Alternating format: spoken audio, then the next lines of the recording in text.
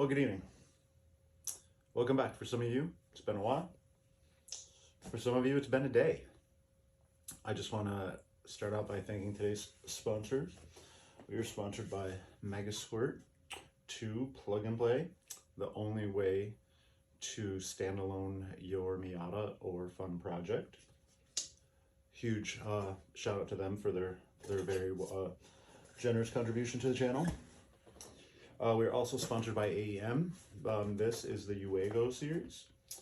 This is the AEM 300300X series, wideband sensor and controller engaged, all in one. It's got a bung that you can weld in if you need to. It's got all the wiring plug and play. You just need a power and a ground, and it's got a Bosch sensor, and they work great. I have them in a bunch of my cars. So big shout out to AEM again. Thanks for the generosity. Really help keeping the channel alive. Links will not be in the description. I'll tell you about this one later.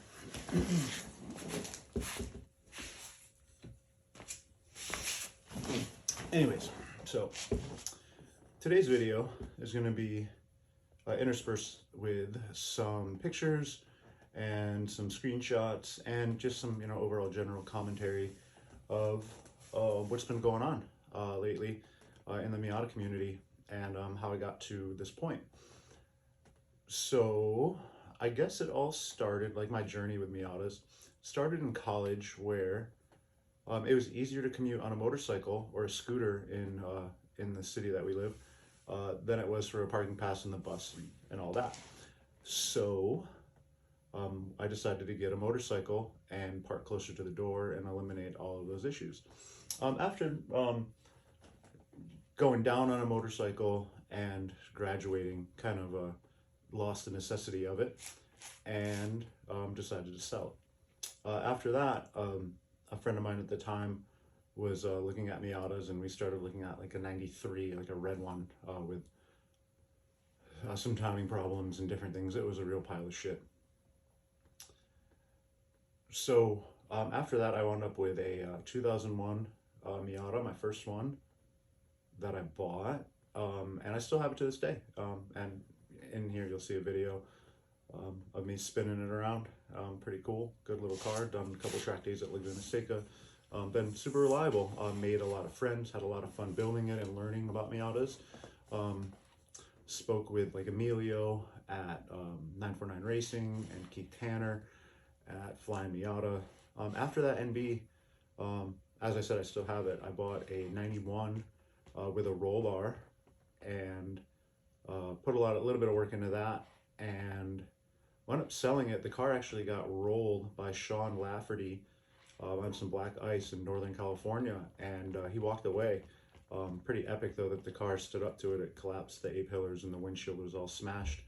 But yeah, scratches and some broken glass and some skin, not too bad, overall for Miatas. Anyways, since then, I've been in the Bay Area Miata community for a while, so I bought a couple cars from some members with some blown motors, some banana rods, some light body damage, different things, and fixed them up and sold them. Parts are cheap and they're fairly easy to work on. Some metric tools, and you can get it done. It just takes the effort. It's kind of like today's Model A. Since then, we'll just talk about like the ones that I've kept. So then I also have a 1995 turbo that I built. It's a Garrett turbo out of a Nissan with a Turbo Smart blow-off valve and a boost controller and a Mega Squirt and a tablet that's running everything. It's pretty cool. It does everything it needs to do. It wants to boost like crazy and really get it. The turbo really wakes the Miata up, in my opinion. Again, that car has generated a lot of personal fun for me. It makes all the right noises. My friends really enjoy taking rides in it and driving it, and are pretty blown away that it's trying to break loose at 50-60 miles an hour, which is fairly unusual for a 140 crank horsepower car. That car actually has around 192,000 miles on it, and the interesting thing is that I bought it for sub $2,000 with a bad head. So, you know, I put a lot of work into that car to get it back going where it was, and you know, really enjoy it. And then around the time of my wife's delivery for our first child, Carter, we were she was late, or the baby wasn't ready to come out yet. So we were traveling in the woods where we live, in and out of service, and I was finding out about this M edition that had been in her family. And the M edition, if you don't know, is a special edition of Miatas. You know, it is a Miata. It is just what it is. However, it is one of 3,000 that was the first edition of the Miata in 1994. So this Miata had been owned by one person, and they unfortunately had blown up the motor, and but led me to buying the car. So I drove with a trailer down to Santa Barbara and bought the car, and over the next couple of months rebuilt it. You'll see the pictures of it. Since rebuilding it, or while rebuilding it, we went with a new short block that I went through. I put ACL race bearings in it, ARP head studs, and OEM pistons. The plan was, and you know, it's kind of how the car turned out, was to return it to stock. The only modifications on the car beyond how it was in 1994 are some Tokika Alumina shocks, which are adjustable, and a roll bar, which in my opinion should have been from the factory. Sean Lafferty, who rolled my other one, would probably attest to that as well. So with all that being said, you know, I've had over the years 10, 12 Miatas. I'll try to find some photos and insert them in the video for you guys. So I'm pretty familiar with what I'm doing and feel pretty comfortable, and really enjoyed building them and meeting in person the people that have are enthusiasts. And you know, you can almost Google anything and put Miata at the end of it and get an answer to it. You know, the quality of information online about these cars and the community online in the technical aspect is really great. And in person, you know, driving around town, especially here on the West Coast where these cars, you know, don't rust and are essentially timeless, excuse me, has been really positive. However, the one place I've seen a lot of negativity has been in the forums and on for sale posts. You see it a little bit in the WRX community of people getting roasted for trying to sell something that it isn't, or thinking that their highly modified car is worth every single dollar of eBay performance parts that they put on it. And you know, we all understand, we've all been there. But again, going back to my previous point of, you know, putting quality OEM plus parts on this car and bringing it back to where it was or should have been from the factory, with reliable, you know, stronger head studs and a roll bar, and you know, adjustable shocks, makes sense without disturbing, you know, the essence of what that car would have been for the average, you know, person that was driving it off the lot in 1994. Now, I'm not out here saying that this car is a unicorn by any means, but there is something unique about a one of 3,000 of something. To my best of my recollection, let's say between 300 and 500 of them were automatic, which renders them, you know, not really that desirable in the community. You know, it is possible to swap a Miata from automatic to manual. However, it's easier just to buy one that's a manual. It kind of is not worth the trouble as far as anything and everything that I've read.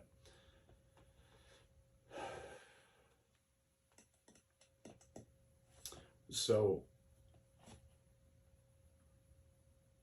going back to this 94, then if there's 500 of those that are automatic, you know, then we're talking about one of 2,500. And since it's 2021 right now, in 1994, the car's 27 years old, probably 28 because it was built in 93. So, you know, accidents happen, cars rust, things happen, accidents happen. So I don't think it's too ridiculous to think that, you know, another 500 of those are gone. You know, you can Google search, if you'd like, wrecked 94 M edition Miata, and can guarantee you that there are going to be photos of wrecked 94 M edition Miatas that have not been fixed and therefore are out of the circulating pool of those cars. To me, that sounds like, a fairly reasonable assumption. So, with that in mind, all things considered on this car, it's got new bearings, ARP head studs, new plugs, new wires, a timing kit, etc. Right? All done the right way. And the whole idea was to go independent throttle body on it and see where it went. Then the turbo, really started to come around, and then moved into WRXs, and turbo life is just one of those things. So then from independent throttle body, it is possible the turbo and ITB. That would require building an aluminum box to be a chamber to then feed the ITBs, which can be done. Mega Squirt and AM make that possible. Thanks for the sponsorship, guys. But since then, moved on a little bit, and through selling some other Miatas, I've been noticing some online posts that have been a little negative whenever I've been trying to sell them, which is interesting, and that's kind of where I want this video, or wanted to talk about in this video today. So I wanted to test my theory that the Miata community in person is positive and fantastic. The Miata community technically is a positive community. However, the Miata forums on Facebook in particular, not necessarily online forums like Turbo Kitty, which are fantastic, or Turbo Miata, but in particular the Facebook forums, or the groups, whatever you want to call them, are unbelievably toxic. And I think I hope this video can help some people understand a few things. And we'll see if it helps. So I decided to try something, and see what happened. And the results were epic, to say the least. I had a good time sharing these interactions with some friends of mine, and one of my friends decided to egg me on to start this channel. So this is early on. If this continues, this will be a good one for posterity. So I decided to overprice this Miata on purpose. Again, I've gone over the car, and it is, and I thought, something cute was that the car's 27 years old, and it is, somewhat rare, and there are plenty of, older 1.6 Miatas available, or clapped Miatas, or, etc. Miatas for sale. They're not a rare car, and no one's disputing that by any means. However, this one in particular, again, is a unique car by not ultra special, but unique in relative to the other ones. Like there's a 93 LE with a black with a red interior. It's pretty wicked, pretty cool. This one's up there in that caliber of low production special edition Miatas that matter, in my opinion, and I'm entitled to that, right? And that's kind of what I wanted to talk about here, is that we in this country, we do have the freedom of speech. I have the freedom to have my own opinion, as you are as well. And so in the ad, I thought that 27-year mark was an interesting one, or 28-year mark. So I said, cheekily, that if you weren't born before 1994, your opinion really doesn't matter here, which is my prerogative.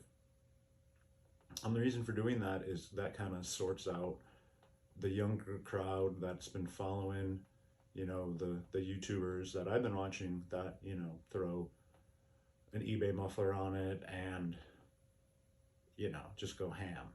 Just not my style.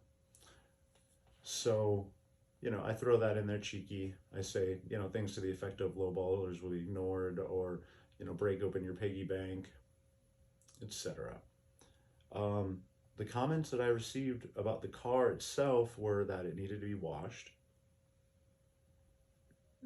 Maybe it was impulse to take some pictures of it. Does it really matter? Imagine a bucket and a sponge. Amazing.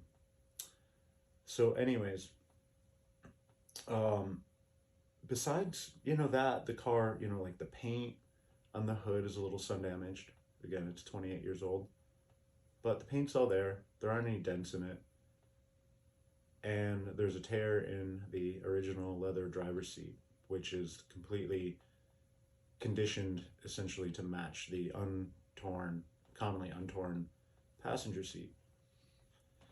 So, any skilled um, upholsterer could fix the lower part of the seat right here. The tears are. And then you still have a matching seat. It doesn't stick out as being a different shade, matching all the other peanut butter colored leather in the car. So, we can pick that out.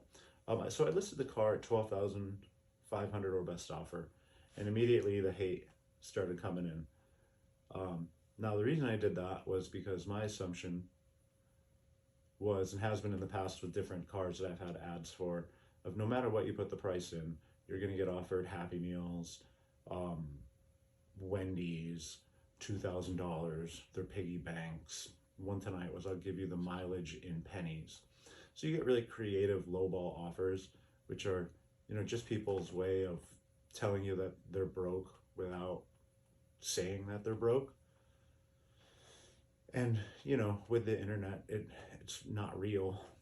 None of these people um, I will ever encounter in my real life nor worry about. And if I ever did, chances are we would probably get along. That being said, there's been, a little bit of a darker side to this as well.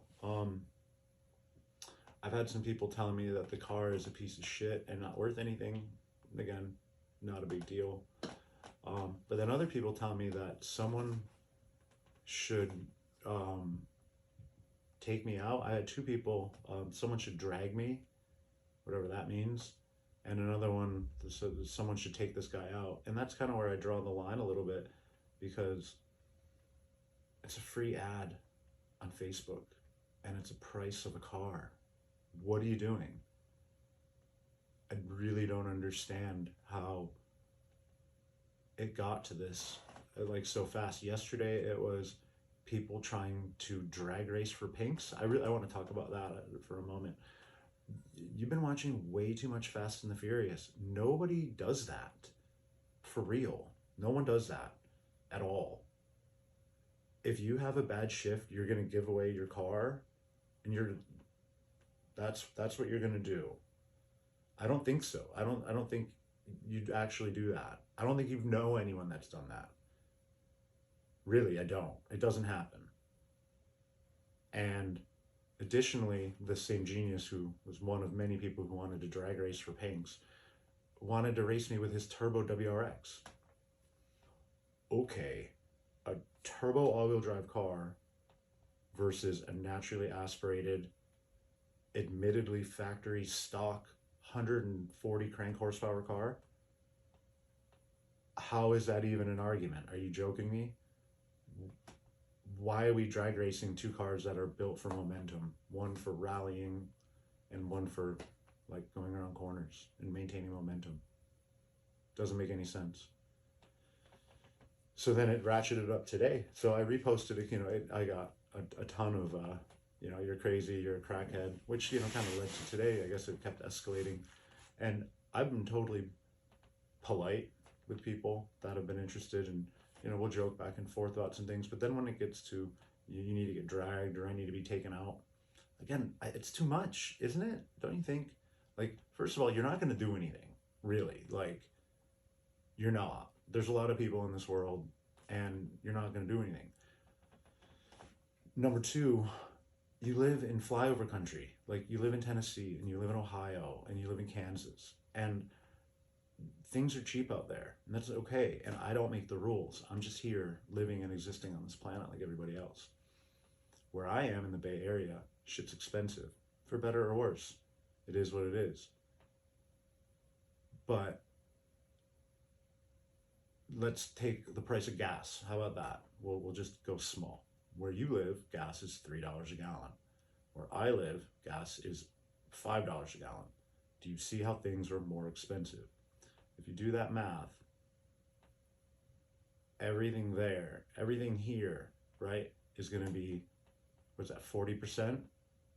You know, 30%? Either way. You see what I'm saying? Where you live, things are relative. Life isn't the same everywhere. Your house, the average house in Tennessee where you live, is probably $150,000. The average house price in the Bay Area in California is probably 1.5 to $2 million. So if houses are 10 times more expensive out here than where you are, what do you think the value of cars and everything else is out here?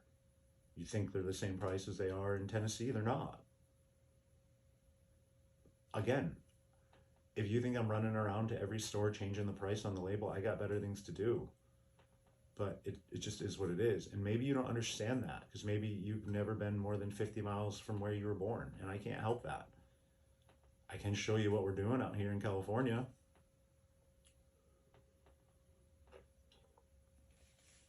I can take a car that was, destroyed and put it back together, as far as, mechanically with the motor, and put it back together and make it reliable and run again, and make it run at Laguna Seca or Thunder Hill. What are you doing?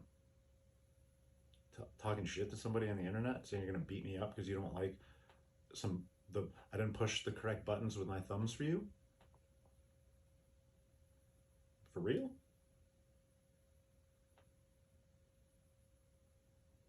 I don't know if the joke's on me here.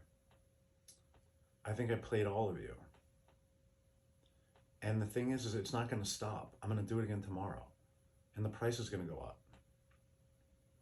And eventually, someone's gonna buy the car, and then you'll never hear from me again.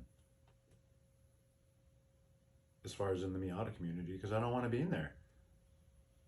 Online, you're toxic. You're unbelievable. Like, I don't believe you. You talk smack. One guy with a YouTube channel has got a 1.6 that he's planning on turboing.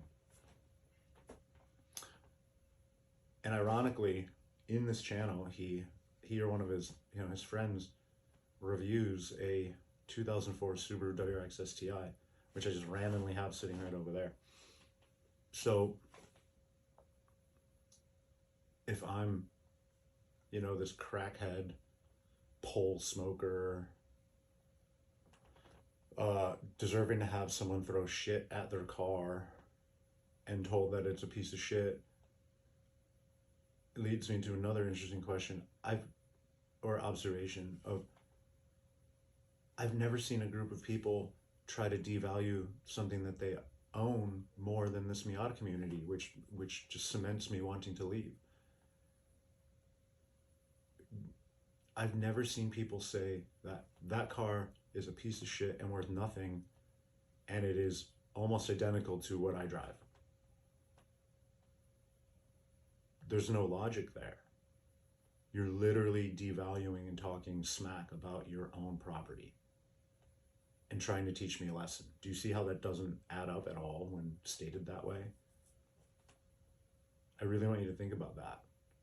Doesn't make any sense. Why would you do that? Who else does that? In another example would be fantastic. It's not there. So strange. Really strange. So that, coupled with the violent threats, has just been, again, not scared, not upset about it, just time to move on. That's what, it is what it is, guys. Some of you all are cool. I've gone to the side and into the DMs and had some cool conversations, had some offers. Again, this troll, there's no such thing as bad press. This has created a YouTube channel This has cemented me leaving the Miata community. This is going to enlighten people to not pay attention to you guys and to not, to just start blocking you, because y'all have nothing better to do than to show me pictures of your Fox body Mustang and your C4 Corvette.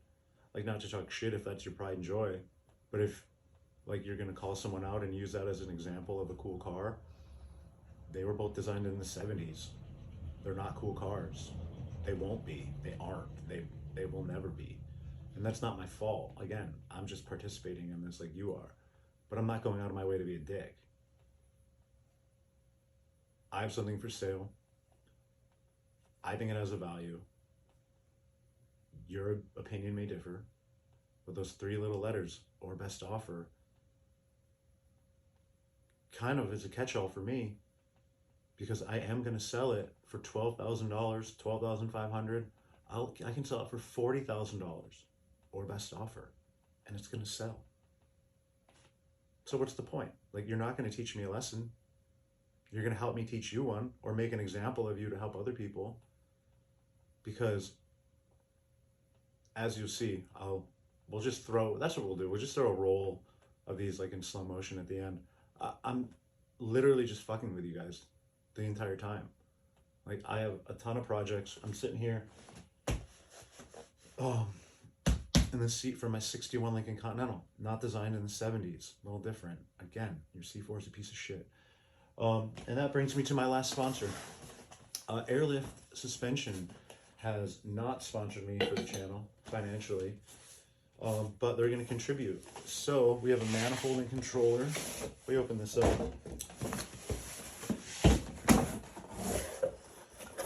We have a little Airlift Performance. This one is the control system with the presets. So, and the height control. So this isn't, you know, the little baby stuff. There are actually height sensors, and they're all independently done. These are going on that 61 Continental. We'll do a video on that one later. So again, I just want to make a big shout out to Airlift for sponsoring and inspiring different elements of this channel. I want to give a big shout out to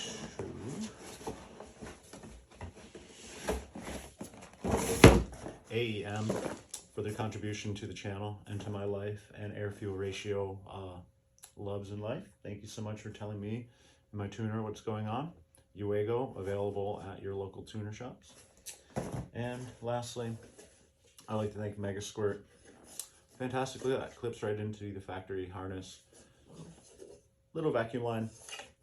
Just take that off of a vacuum somewhere in the manifold, and basically you can throw on a map off of their website.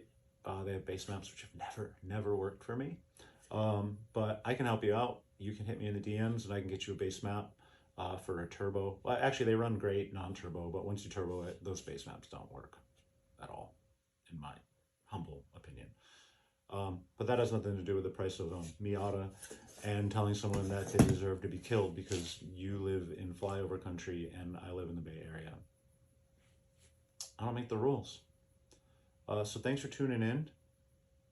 Got a lot more content coming, and I can't wait for you guys to see the amount of fun that I had today trolling these guys and just breaking hearts and blowing minds. And I hope everyone has something to learn from that. I know I did. I hope you do too. So be nice, kiss your mom. See you next time.